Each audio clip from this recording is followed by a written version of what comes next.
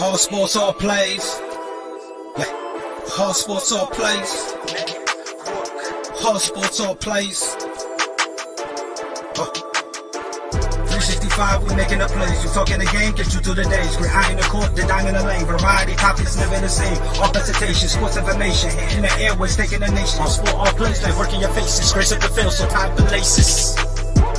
All sports, all plays. Network. All sports, all plays. Network. We on top of our game. All sports, all plays. All sports, all plays.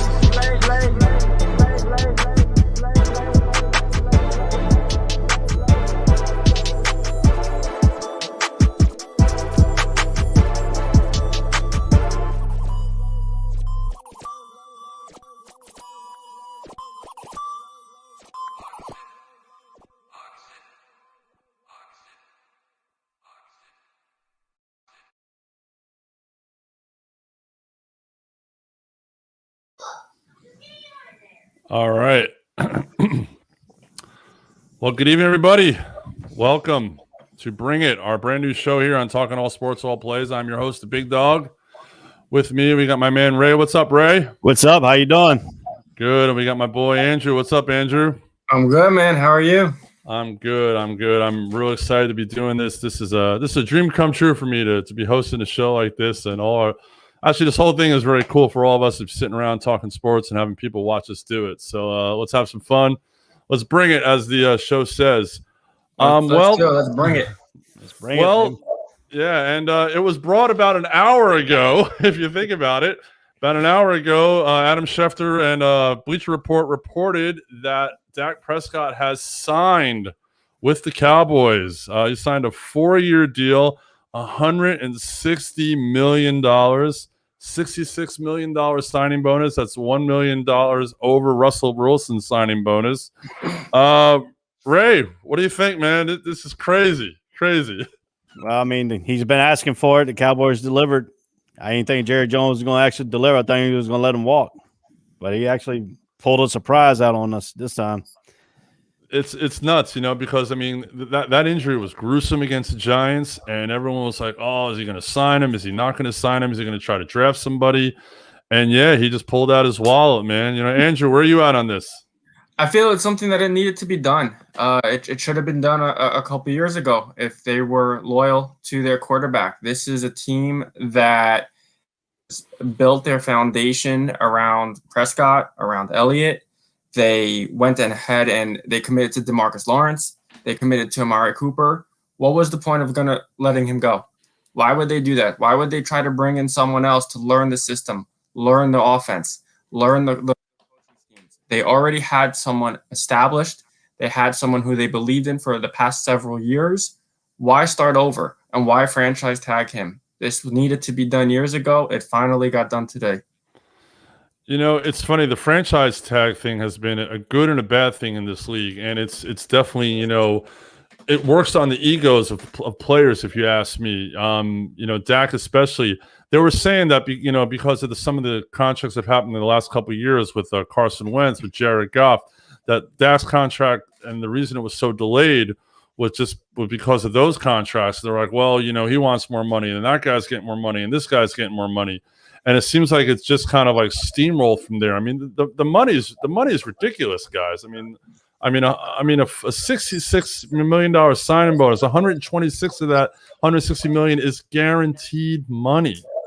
I mean, it's also a big gamble. At the same time, he is coming off of that serious injury, but by not doing it, you were going back to the drawing board with the scheme that was already in place. So it was necessary. It's a gamble, but it's necessary. I tie it into the Nets going for Durant, coming off of his injury. It was necessary to bring in someone of that caliber for the Cowboys to maintain someone of that caliber. What was the alternative? There was no alternative. I mean, Ray, is there someone in the draft that you think the Cowboys might have looked at, or was this their only choice? Well, this is not the only choice. They could get somebody in the draft, but like he said, you're bringing somebody back into a new person into the system has got to learn this system. So it's making the Cowboys really start back over on that offensive side. Only thing you're going to have is Elliott, but you don't even know if they're going to trade Elliott or not.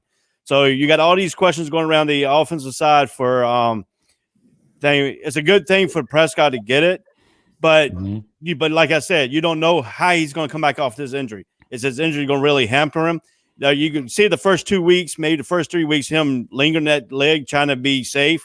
But then once he get that confidence back, he could be back to his old self. So we all don't know how players are going to react to these injuries. How they can come back. The modern medicine these days are a little bit different than past. So, they have new procedures for everything. So somebody could turn back. I mean, he's got the stats for it, for these numbers. But my question is, now you sign him a big contract. Will he deliver the Cowboys to the playoffs? Oh, of course. I mean, Dak's only 28, so yeah, he can physically come back from this kind of injury. I mean, it was gruesome, But Freddie just said that with the Cowboys, what can go wrong will go wrong, and that's been the way it's been for years with them. I mean, as a Giant fan, yeah, I want the Cowboys to lose, of course that, but at the same point. It's like, Dak's, I like Dak. I respect him. I think I don't see him. Yeah, he's a Cowboy, but I like his attitude. He's always been very positive. He hasn't been, talking smack and whatever. So I definitely think, I mean, Jerry likes stars, and as Andrew said, with Cooper and Elliott, he likes having stars in the building. And I couldn't see them, signing him to a 1-year deal and then losing him for nothing. So, this way they've got him locked up for 4 years. Now they can take that draft choice and use it, because they're going to need offensive linemen to protect him even more with that injury. Yeah, absolutely. Yeah. And don't forget, you mentioned ego before. If they give him a franchise tag, what does that do? It gives him another year after the past several. That just shows we don't believe in you long term. We don't want to let you go, but we don't want to compensate you accordingly. And exactly. You know what? It's great to laugh all the way to the bank for $37 million. But after you've given your blood, sweat, and tears to this organization through all of its ups and downs, it is damaging to the ego. The $37 million, I'm sure would be nice to have for a 1-year paycheck, but he's not thinking along those terms. Right. Not like he needs that 37 when he's already accomplished so much. He needed that long-term commitment. Not just financially, but for his ego. Exactly. For his confidence too. I mean, you got to understand he's been playing under these rumors and stuff, and not getting a long-term deal and stuff like that. Now he's got this deal right here, can give him a little bit of ease in mind to make him a little bit better, focus on the field. So you got to understand off the field issues and on the field issues can affect the player and their performance on the field. Exactly. Absolutely. And you know what? Is that, we could say, God bless Jerry Jones for staying loyal to him, because he could have let him go after this past year, after the injury. But let's say that he did franchise tag him. Now Prescott goes back out and gets another injury this year, God forbid. What is that going to do to him long term? It would ruin him. So Jerry Jones took care of his player, Prescott, and they got what he was seeking, and it should all come together now. Yeah. No, it definitely should. And if they franchised him, it would have cost them more money next year. Because Absolutely. all would have done, because someone else would have signed a bigger contract, and then Jerry would have had to fork out even more money. I mean, not that Jerry's not crying poverty. Don't get me wrong. I've been to that stadium. Have you? Either of you guys been to? Yeah, I have not. Andrew, man, it's insane. So he's not crying poverty. So yeah. No, I would. Well, look how that franchise tag worked out for the Redskins and Cousins. Did not go well in the end. Exactly. No. Yeah, see, and talking about the Cowboy Stadium, I've been there, and as a president, we took a tour of the whole entire stadium, and I mean, every metal in that stadium, Jerry Jones, we know he ain't risking no money because he imported all that steel from Germany. None of that steel is U.S. made, not Pittsburgh made. Not he didn't want it in the stadium. It was all German. So we know he's got the money, but that Jerry Jones always don't pay that money to everybody. That's why I was surprised that he actually gave in on Des Prescott, and it's a good feeling for the Cowboys. But like when the Cowboys go down, sometimes it's Jerry Jones's decision that makes them go down, and Jerry's the problem. Jerry's the cancer of the Cowboys. That's point blank, Yeah, well, that's for another episode altogether. Yeah. We'll him that, though. No one's telling him that. So that is true. That is true. All right, well, let's get into our show plan that we had before this deal went down. Last night was the NBA All-Star Game, and it wasn't that bad. I mean, you know, Team LeBron beat Team Durant 170 to 150. They both teams earned a whole lot of money for charity. But in general, is the NBA All-Star Game even watchable? I mean, it gets a little competitive at the end, but I mean, it was hard for me to sit through. Andrew, what's your take on that? I feel like it has been dead for a long time. When they changed the format to honor the late Kobe Bryant, it was like watching a layup and slash dunk contest. We were reaching 200-point scores on both sides. It was just unwatchable. 50 points per quarter. Last year they made it interesting, and it worked last year. But even watching last night, I mean, to see the game over by Damian Lillard's 40-foot three, it just goes to show that these guys just don't take it serious. And I get it's for entertainment, but the fans still want to tune in and watch these all-stars, these superstars. When I grew up watching the All-Star game, I watched Jordan, Ewing, Shaq all play on the same team versus who would be out on the West? Magic, David Robinson, Charles Barkley. Legends amongst legends.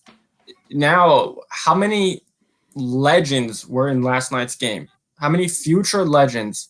You take away LeBron out of that picture, how many future legends took part? You have LeBron and Curry, and they're superstars, don't get me wrong, but it's not what it was.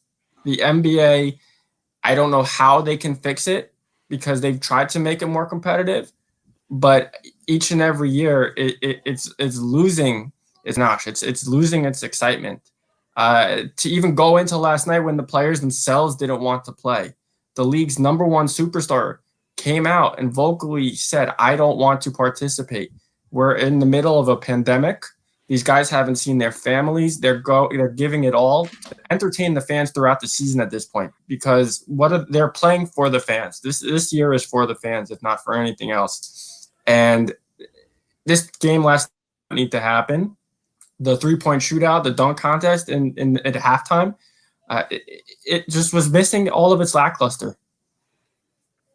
No, I definitely agree with that. Ray, where do you stand on this? To me, I'm kind of the old school kind of guy. I like the West versus the East players, not mixing them up like that, because it makes it more fair game if you play the East versus the West. I mean, that's the way I was brought up. That's the way it should be. But like I said, the All-Star game has been dead for a while. I mean, I think it went dead once Michael Jordan and all them left. Kobe Bryant, he kept the star going.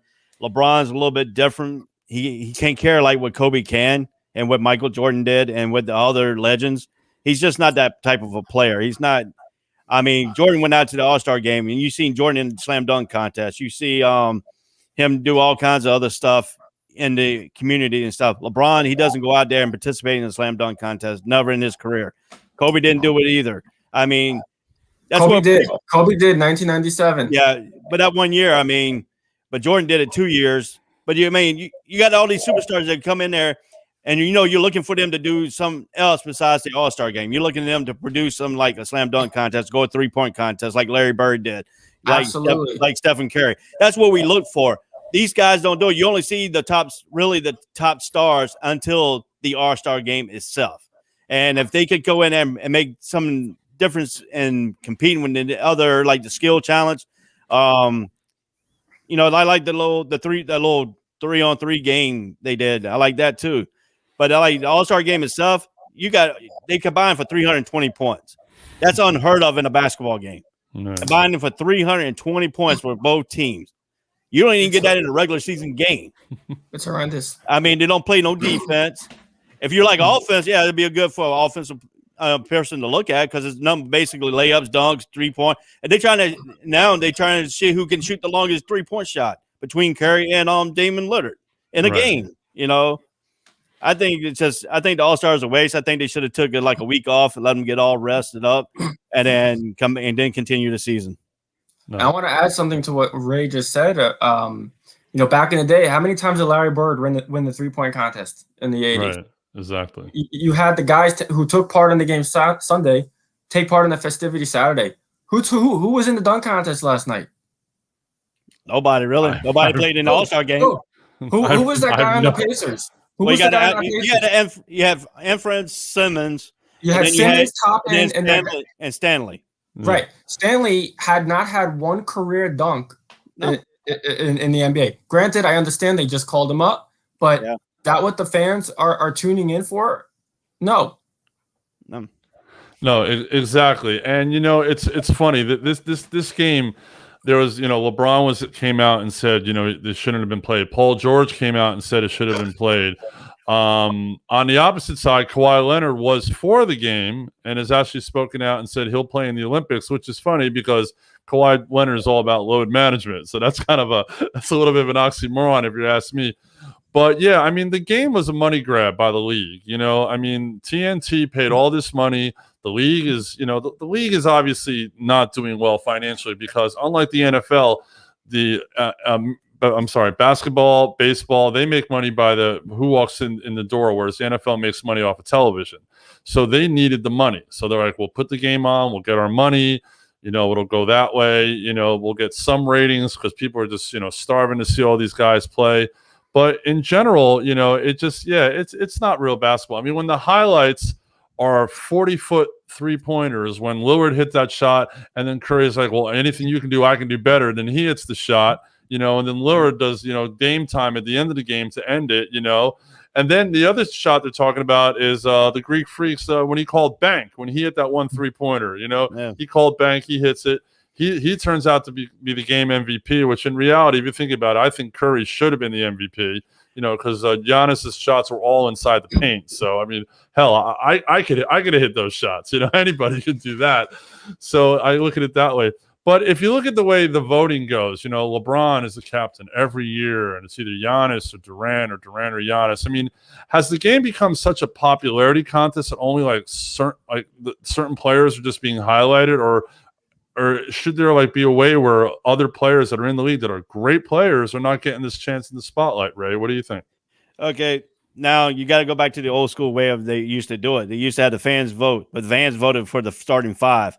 The head coaches, when they got picked to start the reserves. Right. But now you got the fans picking everybody all the way from one to the last person on the team. You have no coach's input. So I think they should have gone back the way they used to it, where the fans will vote for the first five people starting and then have the coaches pick the reserves. That's only going to be fair for the people, because if this is going to be, it's just going to be a popularity. I mean, who's on the news almost time? LeBron. He's up there. Durant's up there. I mean, they're getting all the votes. So they're all going to be the top vote getters. Other people, to get mentioned the names, Stephen Curry, you get all these name recognition guys. They're going to get the votes all the time. The lower people some people that might be deserving to go to the NBA All-Star game, they're not going to get picked up because the coaches don't have that input no more. Exactly. What do you think, Andrew? I 100% agree. I'll start with a snub, which was Devin Booker. He beating the Suns year after year. He's been incredible. Averaging, I think it was close to 24 points a game. He's improved his shooting each and every year. He's one of the league's top scorers. He got snubbed without a doubt. But you also look at a guy who at one point, and I don't know exactly when it changed, but at one point, I'm going to say a name to you guys. Alex Caruso was leading the West in votes, or was right up there with LeBron. Please correct me if I have my sequence wrong, but Alex Caruso at one point was looking like he was going to make the game. So you can't possibly say it's not a popularity contest. And I 100% agree with you, Yo, where you say that the league is hurting. However, where it's not is how it's become such an international popularity contest. Right. And the league knows that.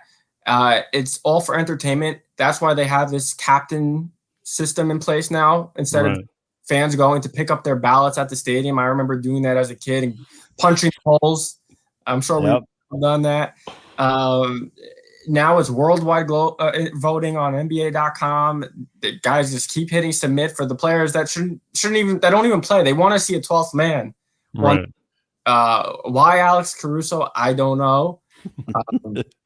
Maybe He's the because white. He's the white hope. I mean, come on. You know, maybe, think about because it.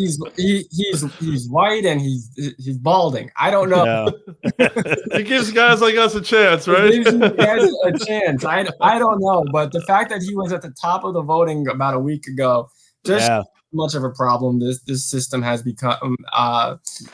Can they even go back to the old way? Or fans just going to still vote for guys like Alex Caruso and still make it a popularity contest? I always thought that maybe it would be best if fans voted all 12, but then let the coach or the league or whoever decide who the top, the starting 5 is going to be. I do appreciate that they did go back to the East-West format last night, even though it was still Team LeBron, Team Durant. It was an East-West format. I did not like how it was over the past couple of years, but it's gotten out of control, and I don't see how it's going to get fixed. Last year gave us a glimpse of hope, but it's still abysmal. I definitely agree. Well, we can vote on our own.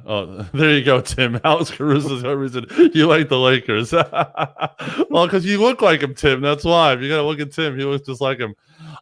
So let's pick our starting 5. So, you can pick from the list of people that were in the game or someone that got snubbed. So, Andrew, who's your NBA starting 5, All-Star starting 5 right now? East, West, or just NBA? Just you can go. You want to go East? You want to go West? You want to go NBA? Whichever way you want to go. It's you got to take the Brooklyn Nets top 3 right there. Mm-hmm. Embiid has just been phenomenal, and you add Giannis, and I think there's your top 5 right there.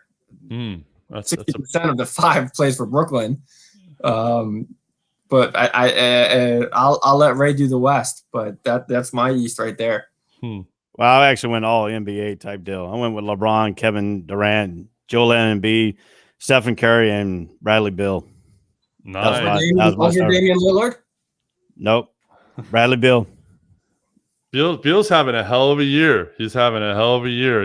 Washington. And I'm surprised that he's doing as well because with Westbrook next to him, and we all know Westbrook, doesn't pass the ball. So for Beal to be putting up those kind of numbers is definitely impressive. But my 5. I start with Stephen Curry. To me, Stephen Curry is. And I grew up watching Bird and Chris Mullin, and then Chris Mullin's my guy. But to me, Stephen Curry is the best outside shooter I've ever seen. And I've been watching basketball a long time. But to me, I start with Curry. For a point guard, it's so hard to tell who's a real point guard nowadays. Yeah, Booker could be. It could be, Harden. Harden's been getting more assists now. And I like Booker's game a little bit. So I'll take Booker and Curry in the backcourt. I got to take Giannis in the middle, and LeBron and Durant. Those are my 5 right there. And there's an argument that can be had in any position. So you can go either way with that. There's a name that you both left off of the West, and it's hard to argue that he should not be in that list, and that's Jokic this year. Yes, that is true. Jokic is probably should win the MVP this year. Mm-hmm. He's the number 1 rated player on fantasy right now. He's a triple-double threat every single night. He's doing stuff that no center has ever done inside and out. You can, his game is different than Dirk. Dirk also 7-footer for not one of the greatest shooters of all time. But the defensive effort, the rebounding, Jokic is doing stuff that a center has never done before. No, he's go ahead, Ray. I'm sorry. Yeah, he runs the Denver Nuggets team. He's their point guard. If you ever watch the Denver Nuggets play, he's their point guard. Most of the time, he's bringing the ball up the court. A big center bringing the ball up the court. That's unheard of in most NBA games. But what he does more better than what Derek couldn't do is he can go down low and post you up and make you inside games a little bit better too. So he's an inside-outside kind of guy, but he can run the offense from the post, outside the post. He's just a phenomenal. He's just a freak of nature right now. Right. And on the defensive end, he doesn't just do it on one side. He comes right back on the other side of the court, and he's just as effective on the glass and in the paint. Exactly. Yeah. He's definitely a beast. Hey, can we put up that post by Nate again? Nate had an interesting comment. It's talking about comparing Yeah, there we go. Yeah, Nicholas got more triple doubles than Kareem, Bill Russell, Ball, Walton, Ewing, Duncan combined. You know, and you know it's a valid stat, but you know it's funny. And these are the guys. You know, Jabbar. You know, Walton is last year. Ewing, Duncan. Those are the guys that we all grew up. You know, as kids watching. And the game has changed, and I don't think that the triple double wasn't the stat then that it is now. So you know, it's like to say, "Oh, Nicholas got all these numbers." Yeah, but you know, most of those guys got a hell of a lot of rings. So to me, I'll take less numbers and more rings. You know, that's how I look at it.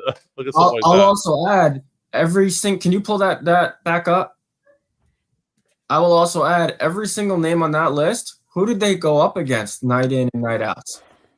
And Exactly. Going up at the 5 spot, night in and night out. In a way, you know, he's a beast amongst men. Right. Look at who Ewing went up against every single night in the 90s. You look again who Russell. I mean Russell and it's just history. The two of them. Yeah.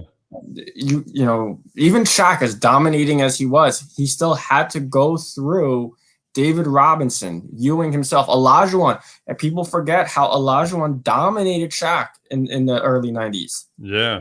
Right now, who's dominating the center position in the NBA other than Embiid and Jokic? Exactly. It's a different really. game. It's a completely different game. I mean, we see how many threes each team is shooting each night, and it's just it's not that inside outside game that it used to be. You know, back in the 90s. And they're shooting them. Exactly. And they're shooting them themselves. Right. Exactly. All right. Cool. Well, let's move on to some football. Let's talk about Deshaun Watson, the other quarterback who we're waiting for his shoe to drop. Deshaun signed a huge deal last year. And even though after they traded DeAndre Hopkins, he still signed the deal. A year later, he's like, I'm not playing. I want out. Trade me. I'm never wearing this uniform again. So is he justified after signing a huge contract last year and losing his best receiver and still having a great season this past year? I mean, Ray, is he justified? What do you think? He's justified because of the situation between him and the chairman, McNair. Right. McNair promised that he would be in every process of the coaching hire of any moves in the front.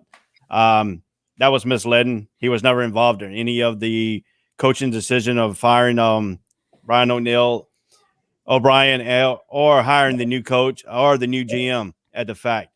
And to me, I think if you're going to promise some player when he signed, making him, that's only why he signed for, because that was the agreed upon deal based on him signing, is to have a more role in the front office of the coaching and the football side of the franchise. And he was never consulted on all the hires and the firings. He was never consulted on his teammates leaving, like Hopkins. They blindsided him when Hopkins left. And then when you look at the best player of that whole team in that whole franchise area, who was based upon with J.J. Watts, he wanted out. So, right. You know, so you're looking at Texans. The Texans is now becoming a dysfunctional organization because they're not letting their team know what they're doing, what changes that they're making. They should notify their players, hey, your coach is leaving. He's gone after the season, or he's going to be fired in the middle of the season. Right. But you didn't. And then you got to have their inputs on what kind of coach are they bringing in, if their skill set is going to fit with the coaching staff.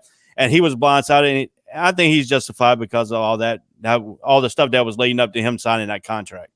Interesting. What about you, Andrew? Where do you stand on that? I 100% agree. I can't speak of the friendship that Watson and Hopkins had, or the relationship that they had off the field, but on the field, the dynamic that they had was their 1-2 punch on the offensive side of the ball. By trading away his number one, whether he was truly blindsided, whether he somewhat knew of it, they left him with Will Fuller, who's a great receiver, but they left him with Will Fuller as his number one option. They brought in a running back who is nowhere near the same of his best days in Arizona. And there is clearly something going on that the casual fan does not see within that organization. For J.J. Watt to no longer be a part of that organization says a lot to what is going on with that front office. And if I was Watson, I lost my number one. We lost our franchise, the face of the franchise. What do I have left? How could I even buy into this system anymore? So I 100% agree that this is justifiable. You know, it's funny, and this year has been a very strange year for quarterbacks. I've never seen so much quarterback movement in all the years I've been watching football. You know, for Deshaun, for your star quarterback to be taking a stand like this, you know, he was obviously bothered by the head coaching signing.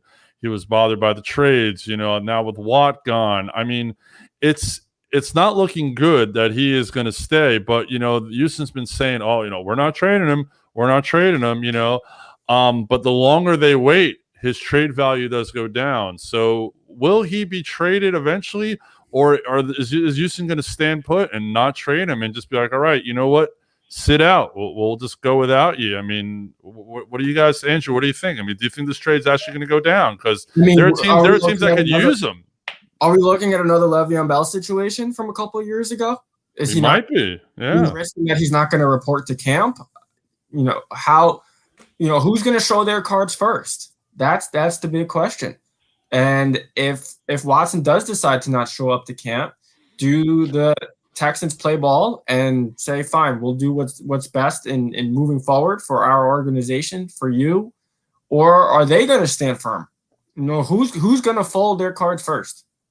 And time will tell. I do think that Watson is justifiable in his decision that he wants to leave.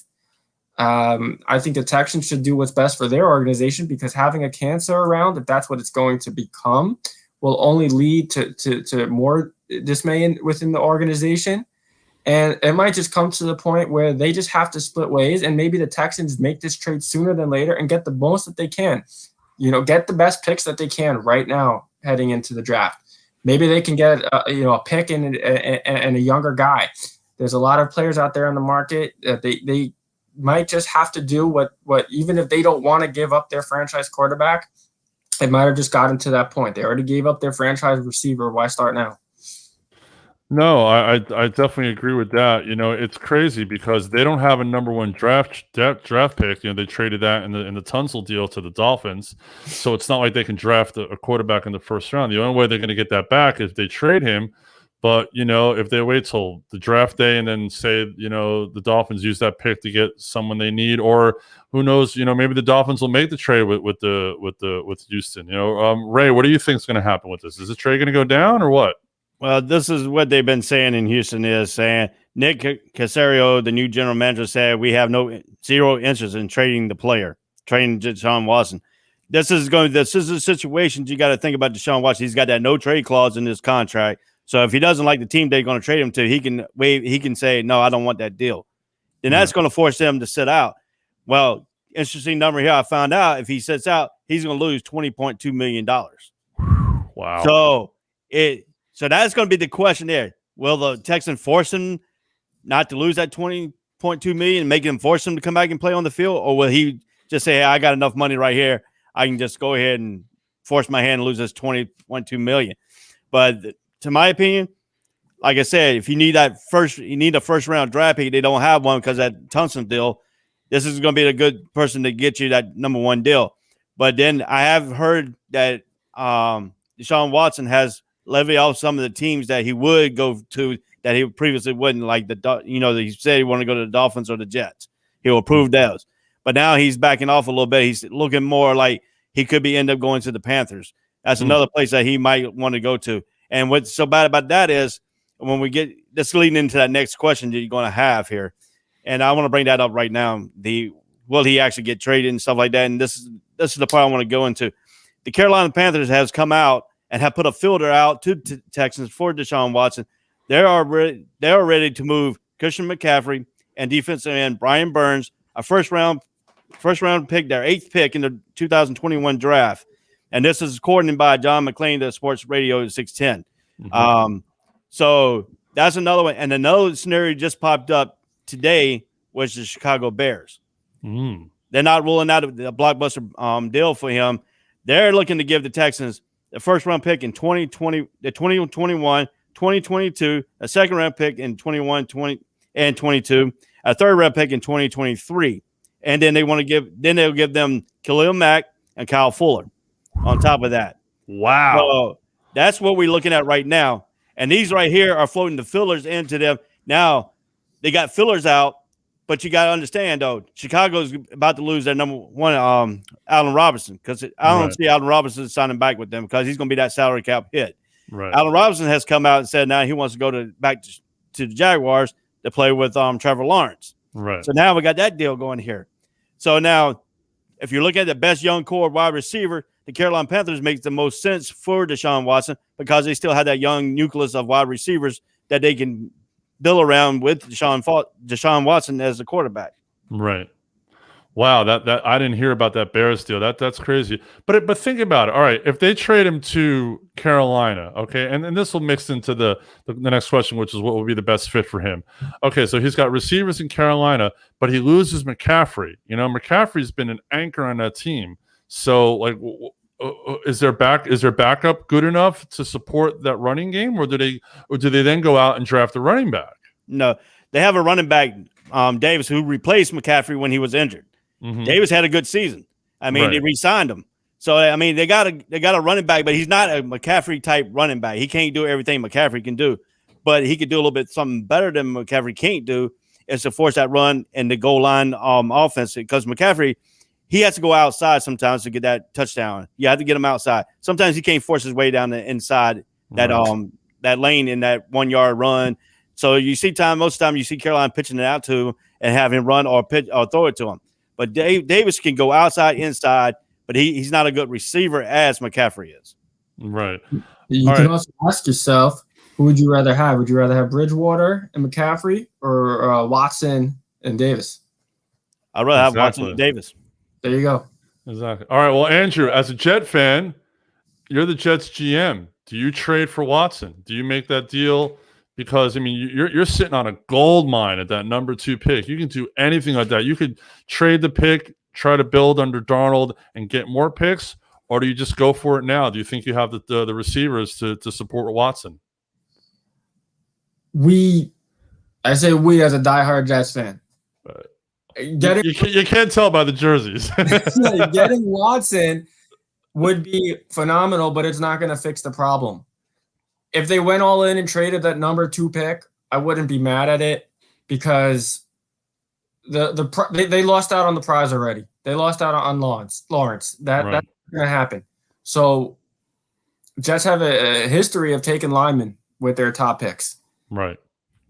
It's time to make a splash at one of these primetime positions. And whether they draft a rookie or trade that pick for Deshaun Watson, that is making a splash. That is putting the Jets on the media market. That is going to give other free agents a reason to want to play for the Jets. No one wants to come to that organization right now. For what? They don't believe in Darnold. They don't believe in the offensive scheme or the defensive scheme or the organization as a whole. So he will do a lot more for the Jets than just play quarterback. He will put that team on the map. He will put that team in the news every single day. And that is a lot more than what anyone else that they are going to draft at that number 2 pick. And you're mentioning these other offers that these teams are coming out with. If the Jets want that franchise player right now, Deshaun Watson is that answer. No, he definitely is. So do you trade Darnold in the Deshaun deal, or do you try to trade Darnold for other picks in the draft and then sign a veteran backup? I think it's a matter of what you can pull off. Obviously, if you don't have to include Darnold in the deal, absolutely not. If you can move Darnold somewhere else and you can miraculously just trade the number 2 and whatever other pieces they're going to want, other picks, other players, and you could still hold on to Darnold for other pieces, of course. But if the Texans said you have to throw in Darnold, then make it happen, because you're holding on to inevitably what will be your backup quarterback. Right. And I think with Deshaun at quarterback, Robbie Anderson, not Anderson. Is it Anderson who's still with the Jets? I'm trying to blank right now. All right. So who was the Jets' lead receiver last year? I can't think of his name. I'm blanking on it. But whoever it was, it'll definitely, having Deshaun back there will definitely, someone mobile, somebody able to move around in the pocket will definitely free up the Jets wide receivers. So either way, I apologize for not remembering the receiver's name, but I didn't think we were talking about the Jets tonight, so I didn't do my. I mean, it's easy. It's easy when their best receiver is Jameson Crowder. Exactly, Crowder. Yeah, it's easy to forget that. The number 2 is Vincent Smith. Trust me, you're not the only one who forgot that. Right. Exactly. All right. Let's move back to basketball and let's talk about the Los Angeles Lakers. The Lakers did not finish up the last week and a half of the season going into the All-Star break with a very good record. Obviously, Davis is hurt. Well, LeBron's been playing every night, but he took the last game off against Sacramento. And, the Lakers almost beat Sacramento without LeBron, but it's Sacramento. So, is the injuries to the All-Star break come at the right time for the Lakers? Did they need this rest, or is this a sign of things to come? Is there a hole in the Lakers, and even with a fully stocked team, is there a hole in that team right now? Andrew, where do you stand with the Lakers right now? Davis has been injury prone his whole career. It should be no surprise to any Laker or basketball fan that Davis is hurt. Unfortunately, he's a phenomenal player, one of the top 5 players when he's healthy in this league. Yes. The Lakers have not truly had a break. They played, they won the finals, but the finals were, in October? Yeah. So the season started in December. Like right before Christmas, yeah. They had no break. It's normal wear and tear. I would not panic as a Laker fan. The Lakers, no matter what, are still the defending world champs. When healthy, they are still one of the best teams in the league. I think most fans are expecting a Lakers-Nets championship. I would say that the Blazers are right up there to compete with them, but if you even wanted to go ahead and rest LeBron and Davis until the playoffs, they're going to do their damage in the playoffs the same way that the Bulls did in the 90s. It didn't, even though the Bulls won all the games in the 90s, it didn't matter. The real season for them was when the playoffs began. And it's just for the Lakers, and even if the Nets wanted to rest Durant the rest of the way, the real season for that team also will be in the playoffs. So I would not panic right now. And it did come at a good time. It did give them an extra week, except for the fact that LeBron played in the All-Star game. So what rest did he really get? Well, he only played 13 minutes last night. Right on the court. It's the travel. He had to go to last night. He didn't get to relax his body. He's still suited up. Yes, he only did play 13 minutes, but it could have been a complete weekend off for him. No, that is true. That is true. Now, Ray, I know you and Freddie go back and forth on the LeBron Jordan thing. We're all Jordan guys here, so that's a good thing. So, where do you stand with the Lakers and LeBron right now? The Lakers, with Anthony Davis out, and him, All-Star break did come in a great time for the Lakers, like I said. Well, except with LeBron traveling to that. But I'm going to give you a statement that LeBron made here. LeBron said he didn't care if he didn't get any rest because it doesn't matter to him because he's that good. That's what exactly came out of LeBron's mouth in one of his press conference. He said he doesn't care. He don't need no time off. He don't need no break. Right. But getting back to the question here, it did come in a good time for Anthony Davis because Anthony Davis got that ankle injury, Achilles injury, whatever you want to call it, that's keeping him out. But I still don't see him coming back until maybe 2 or 3 more weeks. Maybe now mid-April since they're playing into May now. So, but you want him to come back in a good time to where his foot is healthier enough. You don't want to have to be risking injury anymore because one more injury on that ankle probably could put him out for the rest of the season. And then that will put a hold into the Lakers playoff run, even though they have LeBron James. But like I said, Anthony Davis last year was the killer on that team. LeBron was there to facilitate everything else. But who really put that Lakers team over the top was Anthony Davis. So you don't want to risk him to getting that more injury and risking him to lose the rest of the year. So to me, I wouldn't even bring him back until maybe the last week of April to give him that 1 week. You can try to work out some chemistry before the playoffs. I'll let him sit out as long as he can, as long as the Lakers are still winning, and then rest LeBron throughout some of the season, like some of the back-to-back games, like he'll rest some of the back-to-back games here going now. But like I said, it's really the whole is going to come down to the Lakers. It's going to be that center position. They got to get that center position tightened up a little bit because you're going to play some teams that center is going to be outstanding, and especially if they run up against the Denver Nuggets. Mm-hmm. That center position is going to be, even though they beat them last year, but the center he's totally different this year. Mm-hmm. He's more better on he's getting better on that defensive end. Like you said, he's playing both ends of the court. That's going to be a problem for the Lakers because they have no center that can match up with him. And if they put Anthony Davis on him, he's going to overpower Anthony Davis down low. See, I think the Lakers' nemesis is going to be Utah. And, everyone's like, not enough people are talking about Utah. Rudy Gobert has won Defensive Player of the Year a few times. Rudy can really stuff the lane, So, if the Lakers aren't shooting well on the outside and Rudy's, boxing out, getting rebounds, blocking shots, and they're trying to Freddie's like, stop the hate.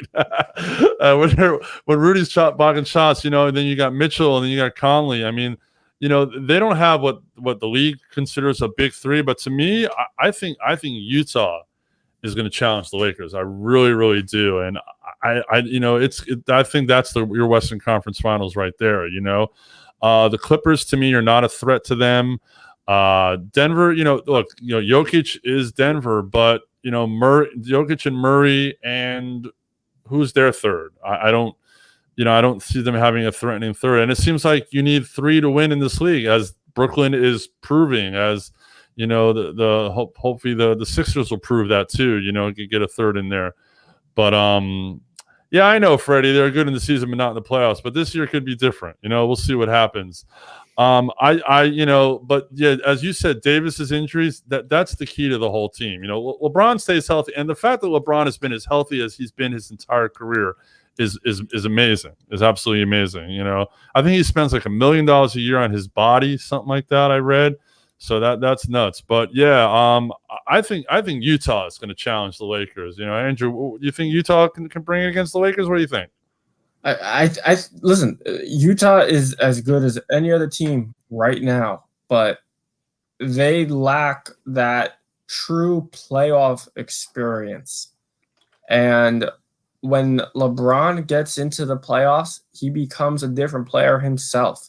He has gotten to that point, just like Jordan did and just like Kobe. He has figured out how to beat everyone that he faces on a nightly basis. Sacks the game differently. The Utah Jazz, as great as they have been playing, and you might be seeing them in the Western Conference Finals. I'm not taking anything away from what they've done or what they can do, but their experience will come out and show. And as long as the Lakers are healthy, they are still the team to beat. I would still not put anything past Portland, especially if McCollum is healthy. I think they're right up there too. No, it's. I think the West is definitely going to be interesting because the East to me is right now a 2-team race between Philadelphia and Brooklyn's definitely out in the lead. But the West there's Utah, there's Portland, there's Denver, and the Clippers are bringing up fourth. And who knows who will get hot in the West? Another team might come up there. So yeah, but it's still the Lakers' title to lose, and if it's them in the finals against Brooklyn, wouldn't surprise me at all. Definitely not. All right, let's go to the Diamond. Let's talk a little baseball. Spring training is here, and it's baseball season, and I know I'm definitely happy about that. And we're actually going to go to We the North, to Toronto. Toronto made one of the biggest signings in the offseason by signing George Springer from Houston.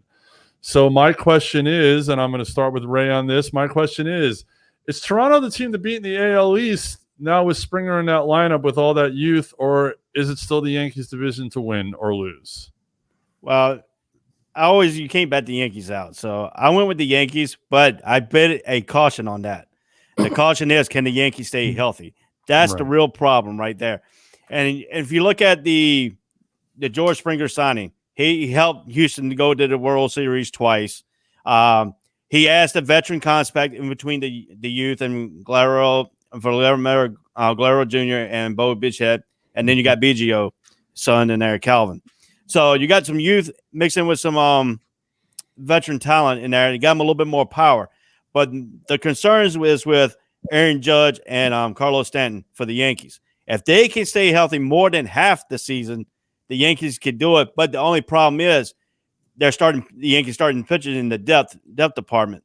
They got 2 players that are coming off Tommy John surgery. Right. You got one that's going to start on the injured list, and he's not going to be able to come back until midsummer. So that's going to give him a boost once he comes back into the midsummer thing. But so you got to look at the 81 game of suspension on that one key starter, Domingo German, on that domestic violence back in 2019 in September. Right. He got an 81 game suspension. He did not play none of the regular season in 2020. Can he come back and be that dominant pitcher that he was before he got suspended in 2019? That's going to be that's going to be another question for the Yankees. And you got to understand the Yankees is they self-implode once the 2 big power hitters go on the DL. Can they maintain if they do end up on the DL? Because apparently sometimes you play in a 182 game season, some of your players will end up on the DL for 15 days or 16 days or 20 days. So can they minimize the go? But I don't think they could. And I don't want to put past that Toronto could take that East. But right now I'm sticking with the Yankees. You know, and it's funny you say that because injuries are always the key to any team, but especially that Yankee lineup. It's been proven time and time again. I mean, with the deals that Tampa did not make in the offseason, Tampa, definitely won't have a miracle season again. Baltimore is way too young, and Boston is completely rebuilding with the Benintendi trade. Andrew, where do you stand? Toronto or the Yankees? Right now, Toronto has made a tremendous splash this year. They've only deepened their lineup. Springer was a phenomenal addition. Vlad is one of the best power hitters in the league. They are definitely going to give the Yankees and the rest of the league a run for their money. The Yankees, listen, they went out and got Kluber this year. That was a nice pickup. They still have Cole, but on the other side, as great as their lineup looks on paper, injuries have been plaguing them year after year after year.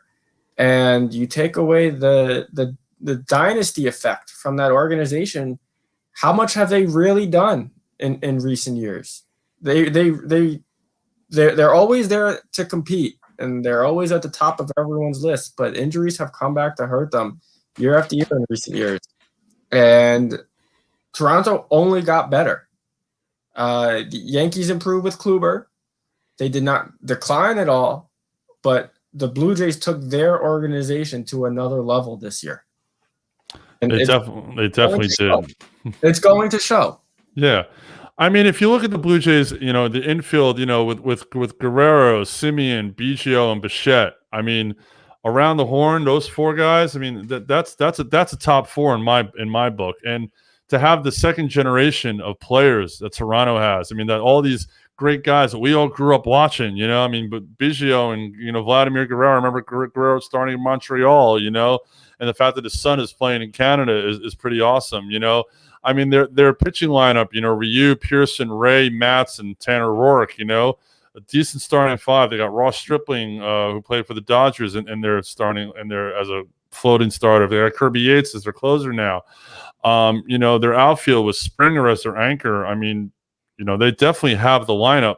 And if you compare it to the Yankees lineup, if you go position by position, it's pretty close if you ask me. But the X factor to me is their pitching. And I think that, yes, the Yankees have Cole, but they've gotten Kluber, but Kluber's not the same pitcher he was 2 years ago. He has definitely declined. Jordan Montgomery's had spots that he's been decent for the Yankees, but is he that second or third starter? I don't know. I mean, yeah, Chapman is Chapman, but as we all know, Chapman can be wild, and they've, the Yankees bullpen has always been suspect. And to me, you need a catcher who can really, what's the word I'm looking for? Who could really control a bullpen. Gary Sanchez can hit. Gary Sanchez can't catch. Gary Sanchez is terrible on the field. Yeah. He is terrible. So to me, LeMahieu can stay, you know, can carry them. But LeMahieu's got to stay healthy too. He's been getting hurt as well.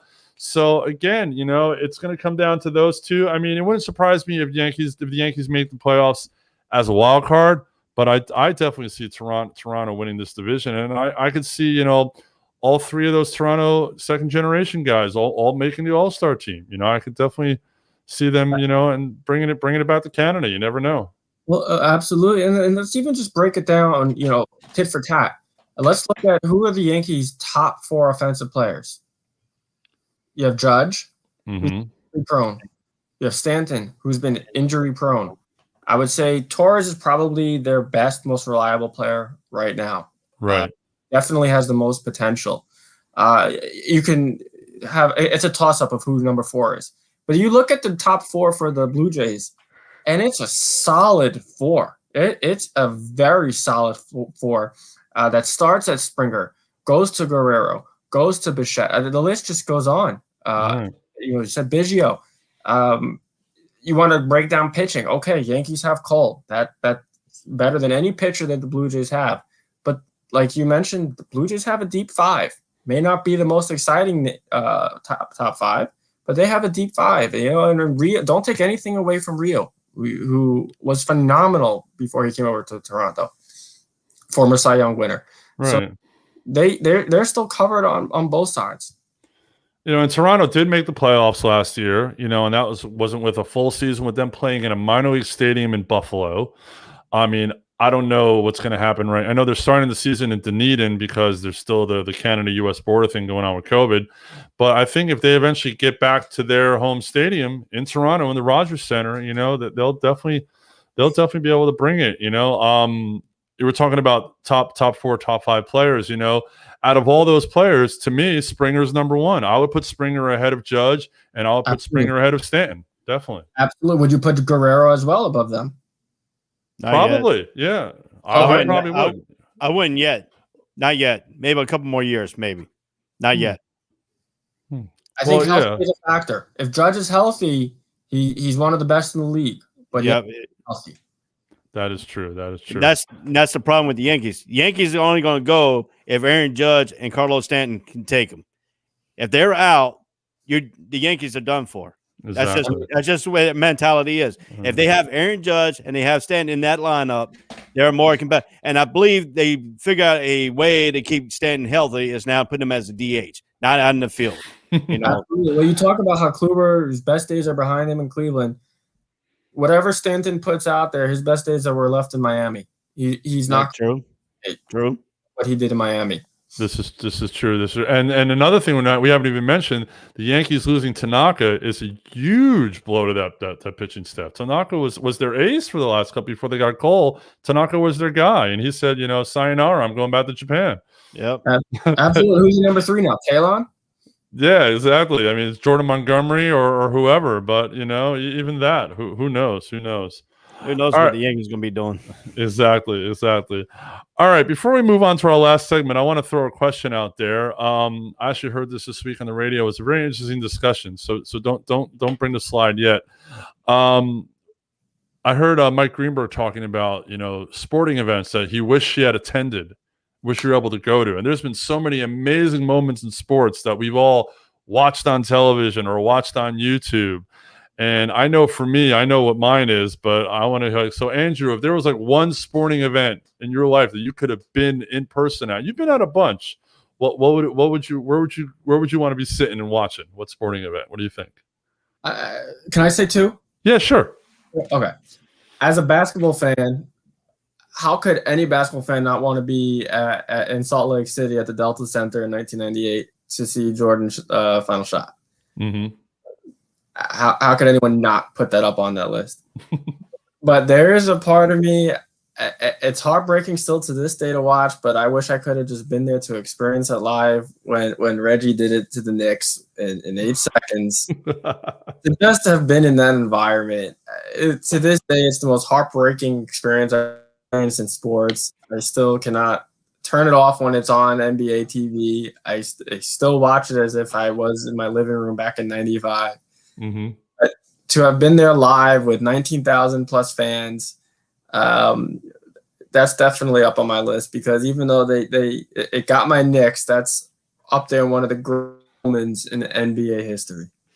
Oh, definitely. I remember watching that on television and just being like with my mouth open, like, what did Reggie just do? I could not believe it.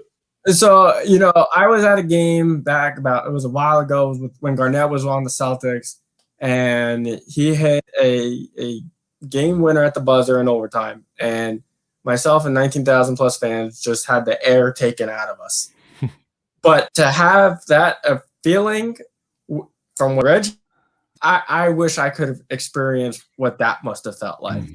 Just to have witnessed it and to experience that. That would have been just something else.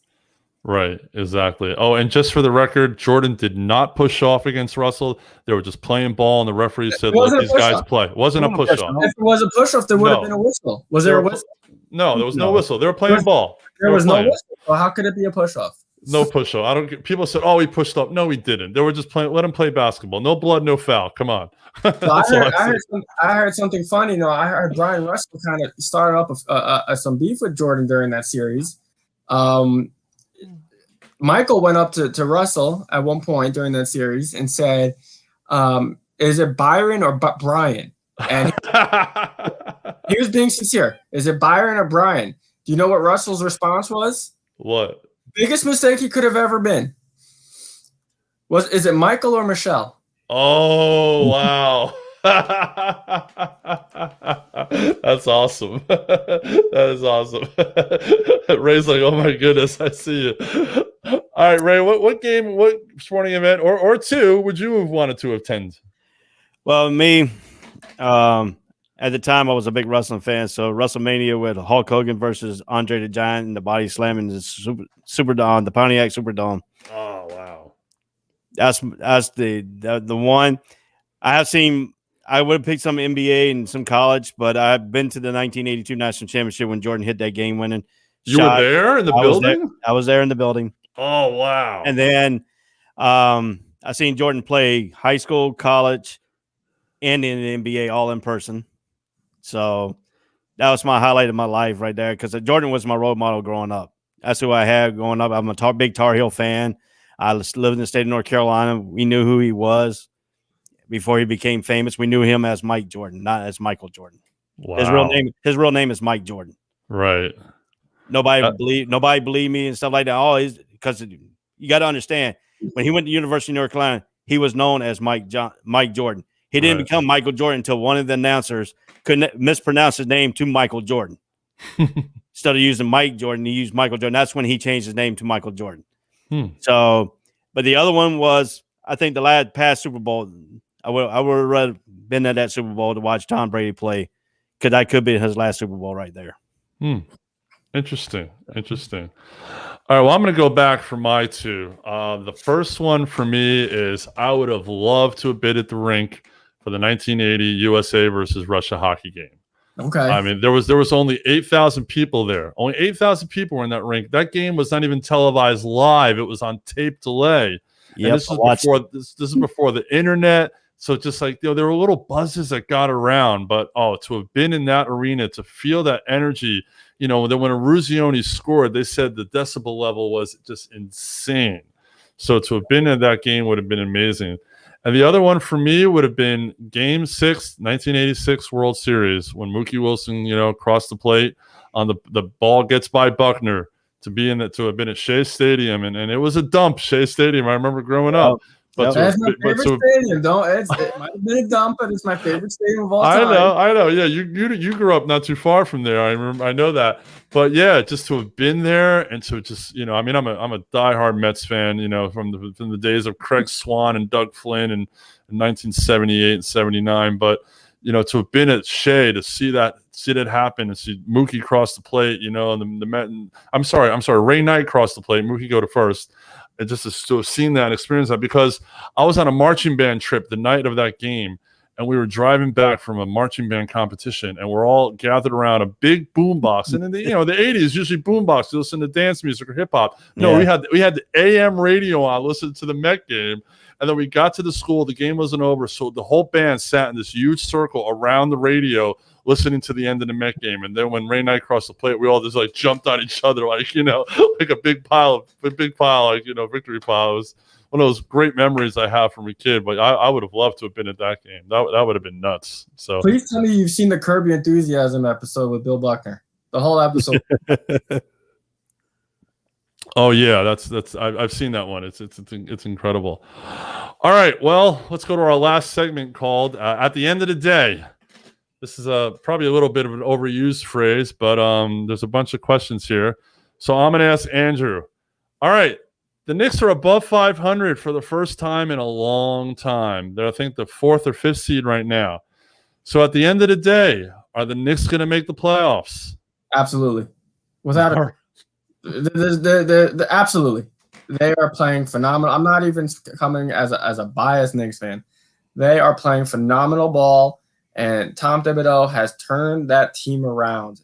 He has gotten them to click, and Julius Randle is I'm going to say playing on another level. But everyone knows that he could be talked about as a league MVP, and I will tell you why. The league MVP is not meant to be a popularity contest, and it's not meant to be the best player in the league. It is meant to be the award who the most valuable player to your organization's team is for that season. With all of these other teams with dynamic duos or these trios, now the Nets got Griffin, they have a foursome. Yep. Who is Julius Randle playing with? He is single-handedly carrying this team, and I know Barrett is young. He's having some great games, some not-so-great games. He is individually carrying this team, and not just doing it. He's doing it at an all-star level. He made the all-star team. He played last night. He's a triple-double threat like Jokic is every night, but he goes out there. He'll get 21 and 12 every night. He'll throw in 6 to 8 assists every night. He is balling out on another level. The Knicks will make the playoffs. The East is extremely strong at the top 4. They are also extremely weak at the bottom 4. The Knicks do fall in that mid-range, and they're not going to be the top 4. They're probably not going to slip either to the bottom 6, 7, or 8. They should finish the season off in that 4 to 5 range. Cool. Ray, do you think the Knicks are going to make the playoffs? I think they can. But ain't the NBA this year, since they went to May, ain't they only doing 6 teams instead of 8? No, they're still doing 8. No, they're still doing it. It's just 10 games shorter. So okay. I just want to make sure, because I think the first 4 is pretty much set. Anything below the top 4 below could be a toss up. To me, I like to see the Hornets make it. I'm a Hornets fan, so I like to see the Hornets make it. But yeah, I see the Knicks carrying it right now because Julius Randle is playing outstanding basketball. The East is not very bottom heavy like top heavy they are. So anybody can that last 4 spots is going to be like a roulette wheel. Who's going to be able to finish that last 4? And then I believe the Knicks got an upper advantage right now. No, you're definitely right. And there's been a rumor floating around that the Knicks are looking to possibly trade for Victor Oladipo, which I think is an interesting trade. If it went down, I don't know who they would trade for him, but it definitely would give Randle a much better number 2 than Barrett, because Barrett's not developing the way everyone hoped he would. Although you got to give credits to Coach Tibbs, he's definitely trying to move him along. But Randle's been playing out of his mind, and that trade is looking better and better every day. So there's another rumor out there. Did you hear the rumor about Andre Drummond?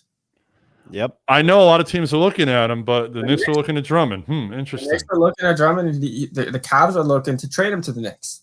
I know that they're talking about sending Kevin Knox. Please send him. Send him too. Drummond is far from his Pistons days. He's not the same player. He does have some incredible still 2020 nights, but not on a consistent basis. But especially with Mitchell Robinson down and out right now, he will add a whole nother dynamic to that team to carry them through the playoffs, not just into the playoffs. Right. So it looks like, at this point, you would say, as an avid Knicks fan, Andrew, that the Knicks are definitely a year ahead of schedule, right? Oh, absolutely. And I'd like to credit that to Thibodeau, because the team itself is not very different from last season. Quite a few guys are not there that were there, but they did not bring in much this year. It's pretty much the same team, and it was a dysfunctional team for many of the last seasons. Right. Thibodeau has really done an outstanding job to get this team to play as a cohesive unit and to really gel as one, and has gotten them to this point. And even the trade to bring back Derrick Rose, someone who was so unhappy as a Knick that he just decided he wasn't going to show up to work one day and went AWOL, to now happy to be back with this organization, says a lot about what the coaching staff has done. Cool. Very, very cool. All right, let's move on to the next question. At the end of the day, and this has been a big talk all day. I've heard a lot of talk about it. At the end of the day, Ray, will Russell Wilson be traded? That's hard to say. I mean, the Seattle will be dumb if they don't trade him. I mean, I think they need to keep him, put some more pieces around him, get him another offensive line in Seattle. If Seattle decides to trade him, I think that might be the dumbest move they ever made in their franchise history, because Russell Wilson is a proven winner. All he needs is get an offensive line to protect him, another type of wide receiver to go along with Metcalf, go along with what's the slot guy? He used to play for Kansas State. I can't think of his name now. But I'm drawing a blank. I know you're talking about. But they moved him to the outside. They need to put him back in that slot because they had a mismatch advantage in that slot. So they had to go out and get a number 2 guy to match up with Metcalf and move Lockett. Yeah, move Lockett into that slot position back he was, because that's the danger of that offense, that slot receiver, because most of the time that slot receiver is going to be on a safety, and Lockett's got that speed because he's that return guy.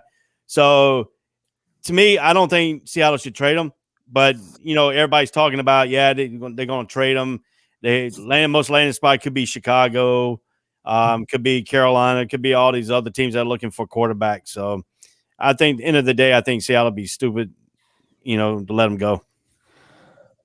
It's funny. I'm on the fence because, Wilson, for him to come out and, say that, well, these 4 teams, well, now it's 3 because the Cowboys were on his list, I'd be willing to possibly go to. It's just putting negativity out there. And in the last interview, every interview, we always say, go Hawks at the end. And the last couple, he has not been saying that. So he's definitely not happy. I mean, Andrew, if you're the Seattle GM, are you trading him? What are you doing? I come right back to the Deshaun Watson topic. You got to keep your locker room happy. And if Russell Wilson is unhappy, and he's going to, especially as your quarterback, if he's going to tear up that locker room and going to cause issues with, you got to address that problem right at its core. If you have a player, if you have a starting quarterback that doesn't want to be your starting quarterback, you have to address it. You have to take care of it. Will they take care of it? It's a matter of how. Mm-hmm.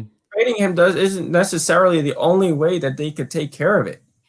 There's other ways to keep him happy, but if they are invested in this player as as the face of this franchise, they have to do what it takes to keep him happy. And if he is going to be unhappy and he is going to be a cancer to that locker room, you still have an organization to run. Exactly. Have your star franchise player bring down the other 52 men.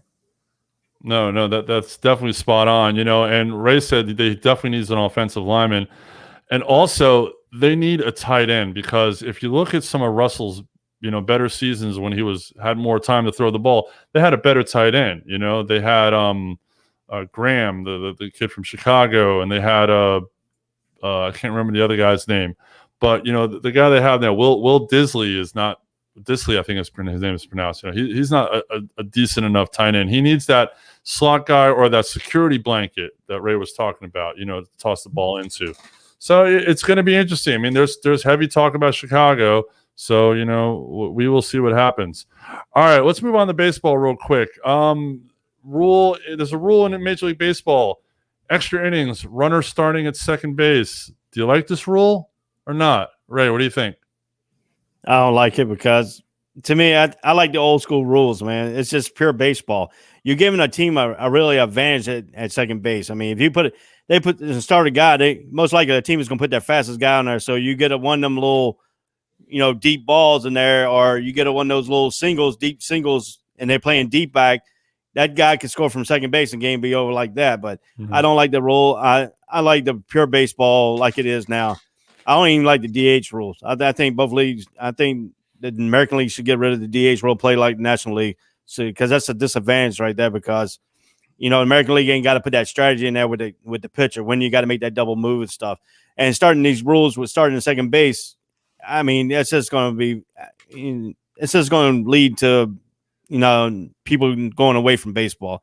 Because, you got the purest baseball people out there that likes to play. You start at where you start at. You start the first, lead off hitter. If he gets on base, then you keep on going until a winner. I know the league. I know sometimes the games will go past, 15, 16 innings. I seen a game in Dodger Stadium when the Braves played the Los Angeles Dodgers when Klesko hit that game-winning home run. He hit a home run to take the lead in the 21st inning.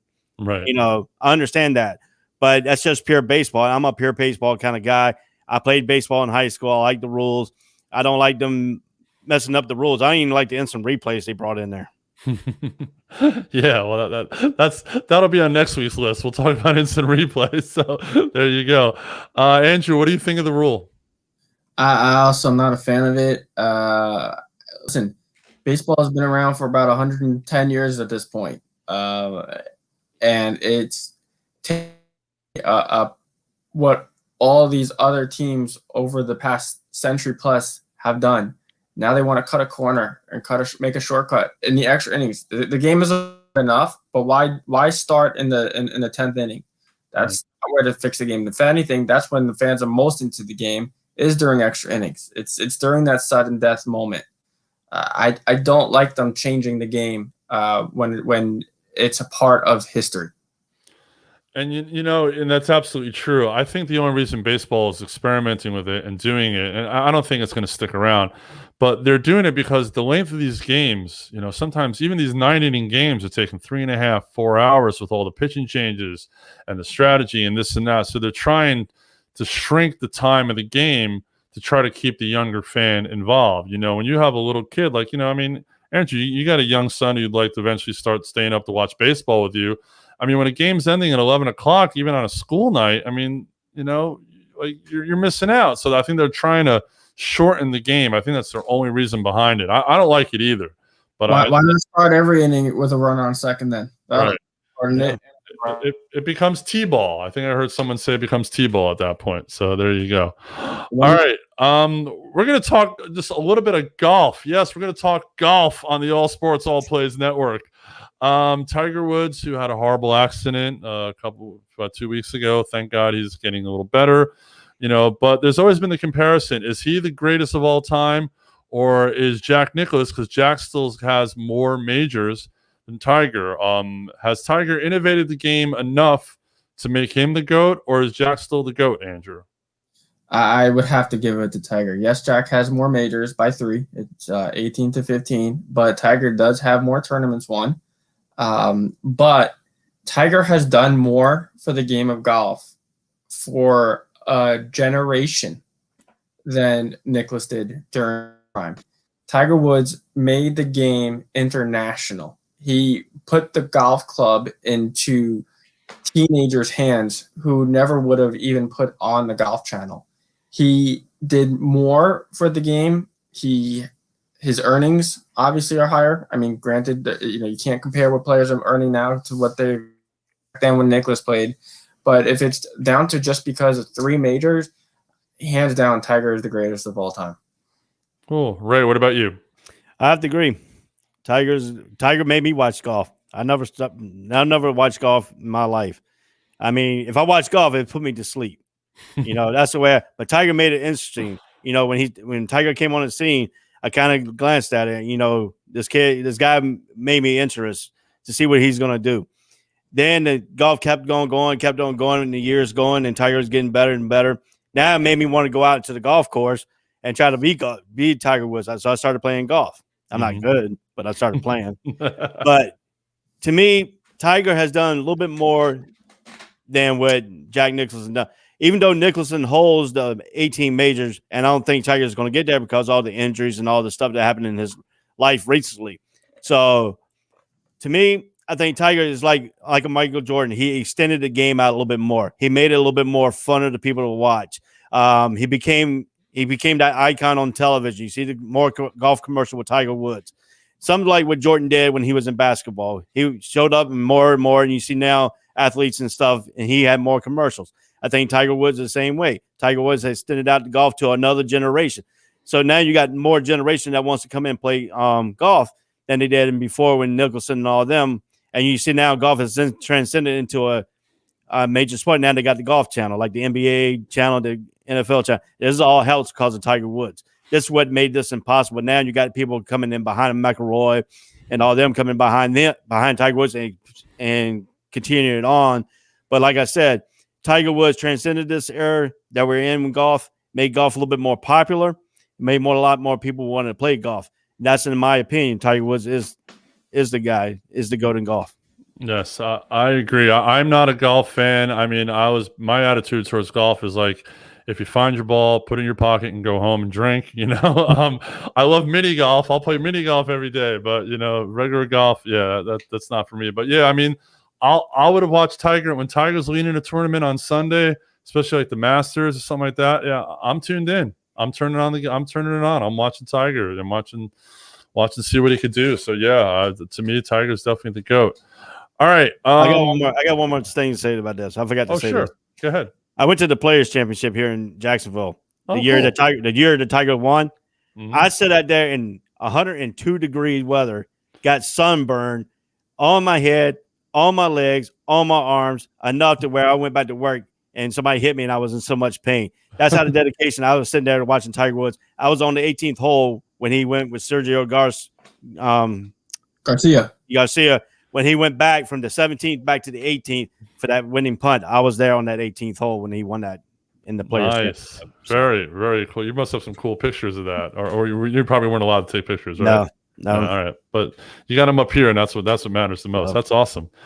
All right, well, this coming Sunday is Selection Sunday. By the way, we're going to have a Selection Sunday special right here on the ASAP Network. It's 7:00 Eastern. The brackets drop at 6. We're gonna have a special at 7. I'm gonna be on that. Very excited to do that show. Gonzaga has been the consensus #1 team all season. They've been very dominant. All their opponents, you know, they've been beaten by at least 10, 15 points. Ray, is the NCAA tournament this year? Is this Gonzaga's tournament to lose, or is there someone else who might creep up and beat them come tournament time? Well, you gotta look at Gonzaga. They're an interesting team. Their last competitive game was against Virginia, which they destroyed. Right. They haven't played another competitive team in that Power 5 conference because they played in that Western Conference. So their talent in that Western Conference is a little bit more superior. So they haven't been challenged as much in the last few months here because that last game was in December. You had January, February, and then you're going on March. They haven't been in a competitive environment against a Power 5 team. So that could be a disadvantage for them going into the NCAA tournament. Yes, they've been a dominant team. Yes, they've been a dominant team against some of the Power 5, except for West Virginia. I think West Virginia is the only one that played them close out of all the Power 5 conference teams. So the thing is, can they match? Can they get back to the match in that competitive? Because they're going to go up against these Power 5 teams. They're going to go up against some of these teams. And then you understand March Madness, anything can happen. Anybody can beat anybody. I mean, I remember dominant teams that Carolina had. They got beat. Jordan got kicked out. You know, in 1981, Carolina got kicked out with James Worthy and all that by an Indiana team that went on and won it. Right. And, you know, teams like Loyola Marymount knocked out the #1 Virginia team in the tournament. So you got teams that can upset other teams. And then basketball has gotten a little bit better with the smaller teams competitive to the big teams.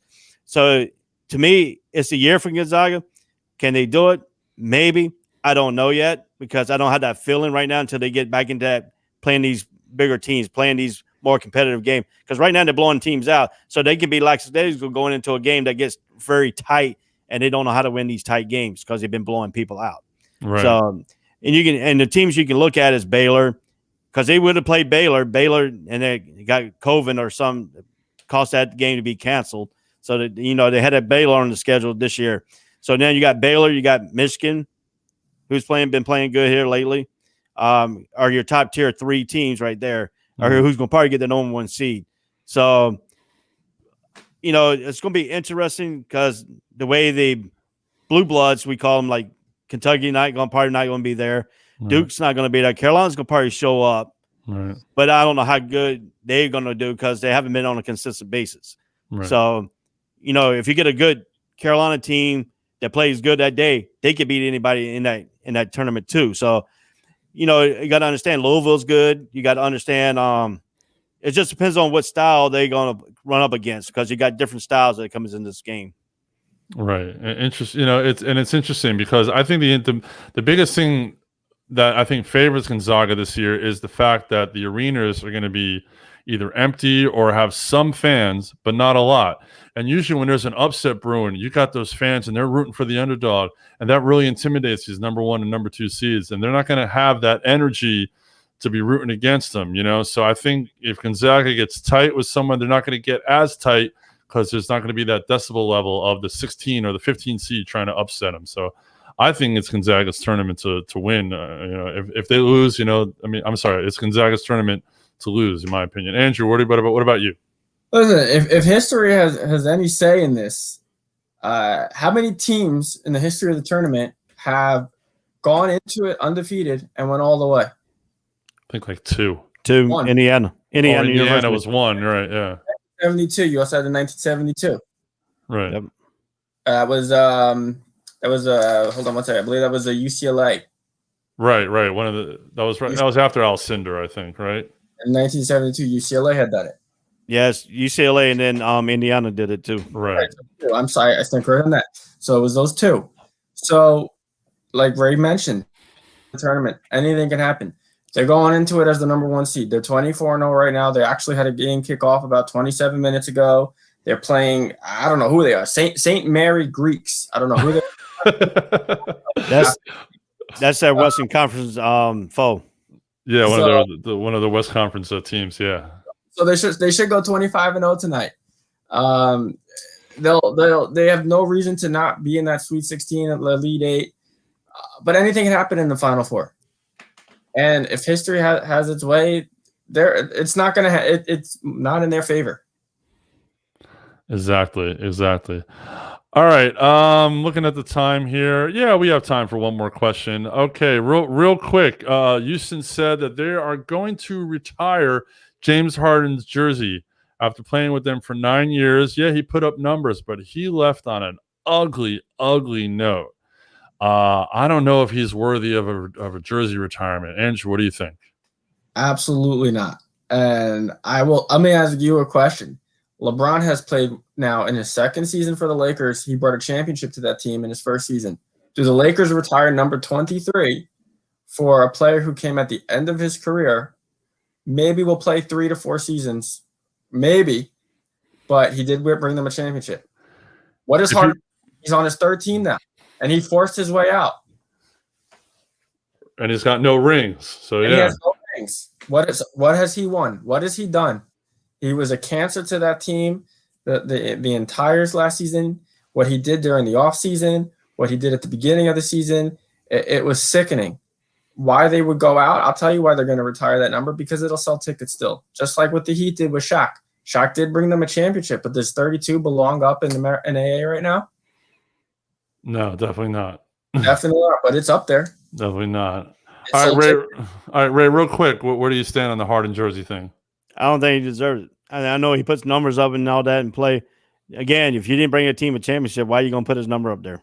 I mean, he didn't do anything for the organization. I mean, he might have sold tickets. He might have got them in playoffs. He might have got them in, Western Conference Finals or playoffs run, but he didn't do anything. He didn't win nothing. He didn't go to the NBA Finals. So why are you going? And he didn't want a ring yet. So why are you going to retire a jersey? Again, it's a money play to get people in that stadium the day they're going to retire that jersey. It's just money. And I want to add one other thing. What's he going to say during that ceremony when he wanted out of that city so bad? What's he going to say? when he comes back during that ceremony. Exactly. No, I could not agree with you guys 100% more. I definitely don't think he's worthy whatsoever. All right, we're running a little late here, so we're gonna have to skip our last chance to bring it here. But you guys, this has been an awesome first episode of Bring It. Can't wait to see everybody next week. Stay tuned to All Sports All Plays Network for Real Talk. It's going to be on right after us, so just stay with the channel. Go over and watch that show. And yeah, you guys, if you like what you heard, make sure you like and share the video. Make any comments, and all stuff like that. And Andrew, Ray, we will see you next week. You guys brought it, and we'll bring it again. So peace out, y'all. We'll see you next week. Go Tar Heels. All Sports All Plays. All Sports All Plays. All Sports All Plays. 365, we making the plays. You talking the game, get you through the days. We're high in the court, the dime in the lane. Variety topics never the same. All presentation, sports information. In the airways, taking the nation. All sport, all plays, like working your faces. Grace up the field, so time for laces. All Sports All Plays. Network. All Sports All Plays. Network. We on top of our game. All Sports All Plays. All Sports All Plays.